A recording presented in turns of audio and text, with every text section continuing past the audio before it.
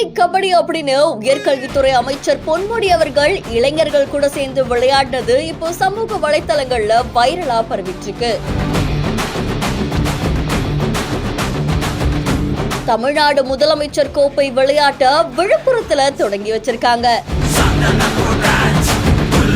தமிழ்நாடு முதலமைச்சர் கோப்பைக்கான விளையாட்டு போட்டி விழுப்புரத்துல நடக்குது. விழுப்புரம் மாவட்டம் விளையாட்டு அரங்கில் இருக்கக்கூடிய இந்த போட்டியை மாவட்ட ஆட்சியர் பழனி அவர்கள் தலைமையில உயர்கல்வித்துறை அமைச்சரான பொன்முடி அவர்கள் தொடங்கி வச்சிருக்காங்க.